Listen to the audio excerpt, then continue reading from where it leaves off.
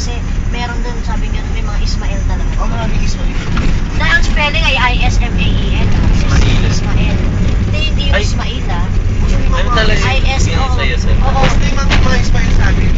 Oo, kasi meron daw kaming ninuno na nung naglayas from Aklan, pumunta ng Mindanao.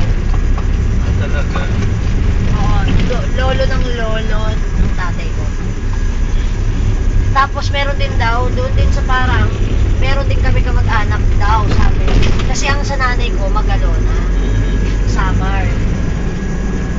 Tawag dito, Samar naman. Meron din daw, Waray nga din daw na Paul ang pangalan, Paul Magalona.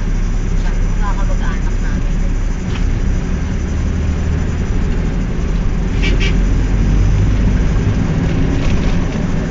Ikaw, di ka naman Rivera, di ba? Hindi naman. Kaya sabi, magkamag-anak kami, sabi nung isa, Mr. Reese. Mr. Reese Rivera, magkamag-anak tayo. Hindi Malingit, marami. May mga Ito, balingit. Hindi ko na sinabi na, malingit kaya siya. Balingit marami. Maraming balingit. Halo-halo na kasi nga, halos lahat may kampo kami, tapos madayo ng mga pulis. Pag sinabi mo apelyido kung tamo, hindi wala. Tingnan mo si Rupert. Taga Manila talaga tatay na nanay niya. Inaasayin sa Cotabato, sa Parang. Talaga? Okay. Si Maraming nga dito talaga na-assign lang. Pero may punto si Rupert. Anong probinsya? Dito, syempre. Dito kasi lumaki. Okay, may punto eh. Correct. May punto pa. Ay, Jack, di ba may punto rin? May punto. Kaya binabagalan magsalita.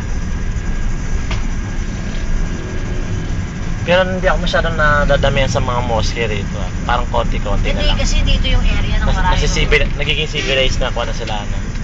Dito yung area ng maraming mosque eh. Hindi ito Muslim populated. Saan yung marami? Yung kinaapat. Yun talaga maraming mosque. District 2.